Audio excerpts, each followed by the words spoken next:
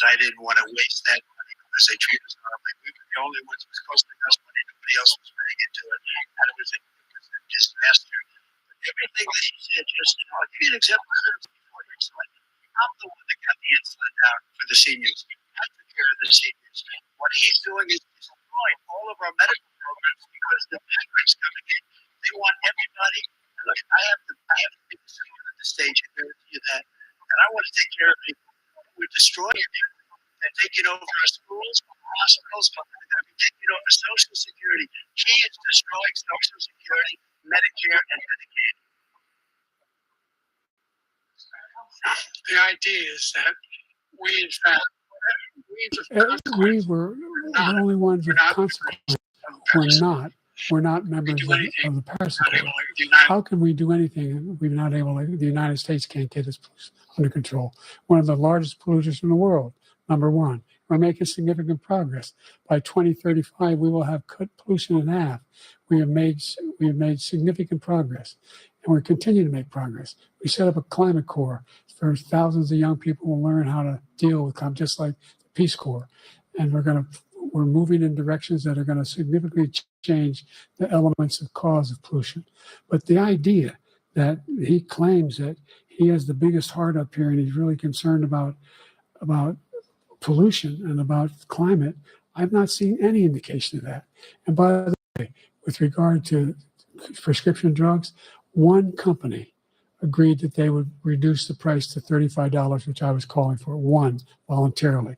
I made sure every company in the world, every pharmaceutical company, cannot have to pay. Thank you. And by the way, so every day, millions of Americans struggle just to make ends meet. For many older Americans, Social Security provides a critical lifeline. If nothing is done to Social Security, seniors will see their benefits cut in just over 10 years. Will you name tonight one specific step that you're willing to take to keep Social Security solvent? yes, make the very wealthy begin to pay their fair share. Right now, everybody making under $170,000 pays 6% of their income, of their paycheck, every single time they get a paycheck from the time of the first one they get when they're 18 years old. The idea that they're going to, I'm proposing that everybody, the millionaires pay 1%. So no one I would not raise the cost of Social Security for anybody under $400,000. After that, I began to make the wealthy begin to pay their fair share, increasing from 1% beyond to be able to guarantee the program for life. So you still have 82 seconds left. Are there any other measures that you think that would be able to help keep Social Security solvent, or is that one enough? Well, no, that one enough will keep it solvent. But the biggest thing I'll do if we defeat this man, because he wants to get rid of Social Security. He thinks there's plenty to cut in Social Security. He's wanting to cut Social Security and Medicare both times. And and if you look at the program put forward by the House Republican caucus that I believe supports, is in fact want to cut it as well. The idea that we don't need to protect our seniors is ridiculous. And by the way, the American public has greater health care coverage today than ever before. And on the ACA, as I said, you're in a circumstance where 400,000 people, 40 million people would not have insurance because they have a pre-existing condition. Only thing that allows them to have that insurance is the fact that they, in fact, are part of the ACA. And by the way, the other thing is, we're in a situation where I talk about education for Black communities. I've raised the amount of money for Pell Grants by another $8,000. So anybody making under $70,000 a year is going to be able to get $15,000 toward their tuition. He just doesn't know what he's talking about. Thank you, President Biden. President Trump. So I've dealt with politicians all my life. I've been on this side of the equation for the last 8 years. I've never seen anybody lie like this guy. He lies. I've never seen it. He can look you in the face. About so many other things too. And we mentioned the laptop when you erasure. Everything he does is a lie. It's misinformation and disinformation. The losers and suckers story that he made up is a total lie on the military. It's a disgrace.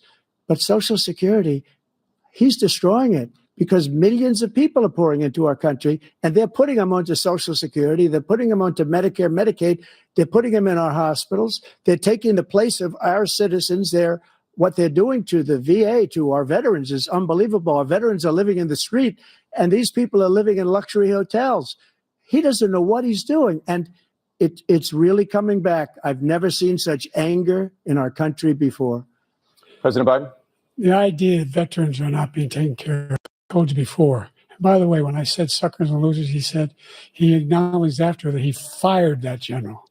That general got fired because he's the one that acknowledged that that's what he said. He was the one standing with Trump when he said it, number one. Number two, the idea that we're going to be in a situation where all these millions and millions, the way he talks about it, illegal aliens are coming into the country and taking away our jobs. There's a reason why we have the fastest growing economy in the world, the reason why we have the most successful economy in the world. We're doing better than any other nation in the world.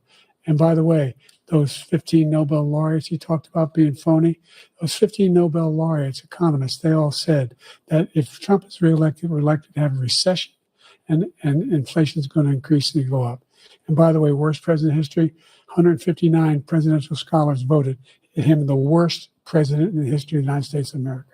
President Biden, thank you so much. Let's turn to the cost of child care, which many American families struggle to afford. President Trump, both you and President Biden have tried to address this issue, but the average cost of child care in this country has risen to more than $11,000 a year per child. For many families, the cost of child care for 2 children is more than their rent.